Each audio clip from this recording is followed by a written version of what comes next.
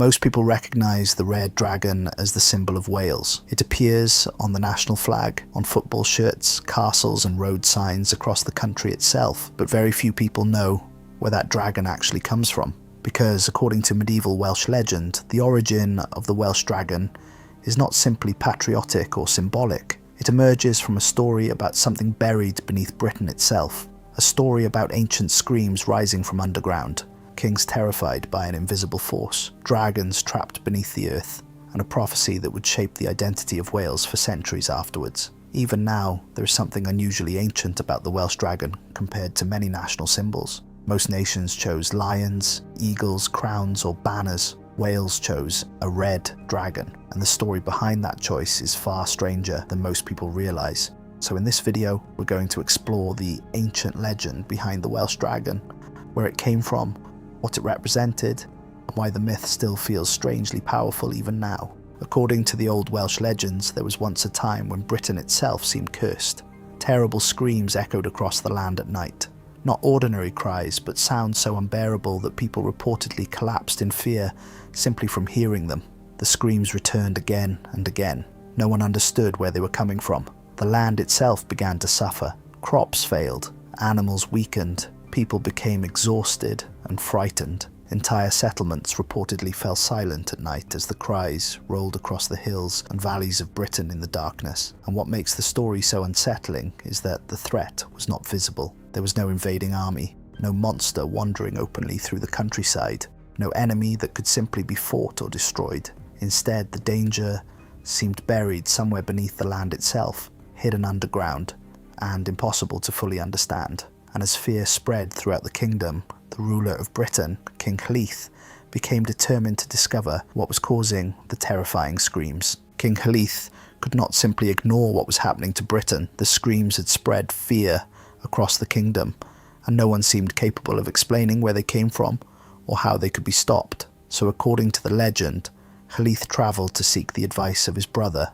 Llefelys, a ruler known for his wisdom. And together the two men began trying to uncover the true source of the curse spreading across the land. Llefelys eventually reveals that the screams are being caused by two dragons trapped beneath Britain. Every year the creatures battle one another underground, and their terrifying cries spread, suffering across the kingdom above them. And suddenly, the strange details of the story begin to make sense. The screams, the fear, the weakness spreading through the land. Britain itself is not merely being haunted by some distant creature. Something enormous is already buried beneath it. According to the legend, the two dragons buried beneath Britain were not identical creatures. One was red, the other white, and deep beneath the earth, the two beings fought one another endlessly, and over time, the meaning of the dragons became increasingly symbolic. The red dragon came to represent the Britons, the native people of Britain, and the ancestors of the Welsh. The white dragon became associated with the Saxons, whose arrival transformed Britain during the early medieval period. The symbol of Wales was born from this battle, not simply as an animal or emblem, but as a symbol born from an ancient conflict buried beneath Britain itself. But according to later Welsh tradition, the story of the dragons did not end there. The creatures eventually became connected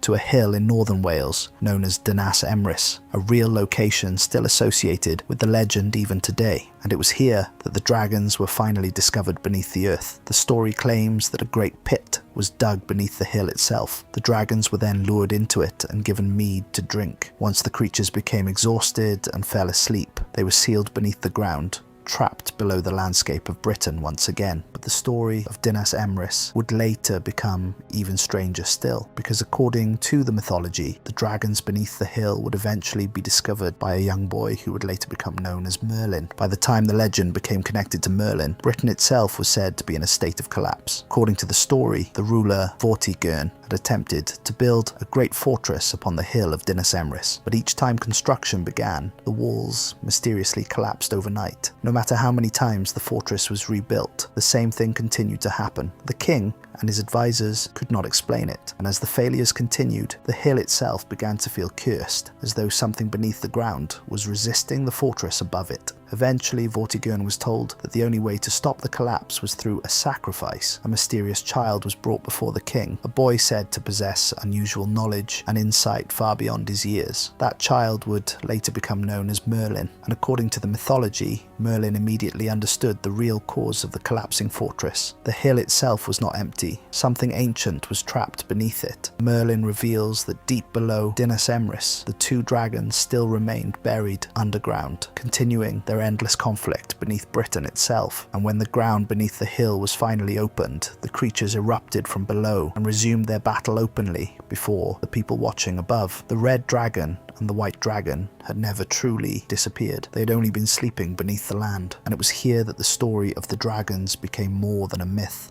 about creatures buried beneath the earth. It became a prophecy about the future of Britain itself. While the white dragon, representing the Saxons, initially appeared stronger, Merlin foretold that the red dragon, representing the native Britons, would eventually defeat the white dragon and survive long after the conflict had ended. Over time, the prophecy became one of the most important symbolic ideas within Welsh tradition, because the story was no longer simply about monsters. It became tied to survival, identity, and the belief that the Britons would endure despite invasion and conflict. And gradually, the red dragon became permanently associated with Wales itself. The creature appeared on banners, standards, royal symbols, and eventually the modern Welsh flag. The Welsh dragon survived because it never felt like a symbol created artificially after the fact. It already belonged to the mythology of the land itself. Long before it appeared on flags or banners, the dragon existed within stories about ancient forces buried beneath Britain, about conflict, prophecy, survival, and the uneasy feeling that the landscape itself still carried memory of older worlds beneath it. And perhaps that is why the Welsh dragon still feels different from many national symbols even now. Not simply decorative, but mythological, and that's the ancient legend behind the Welsh dragon. If you enjoyed the video, please consider liking, subscribing, and sharing it with anyone else who might find Welsh mythology interesting. There are still many more stories, creatures, places, and figures from Welsh mythology left to explore. But for now,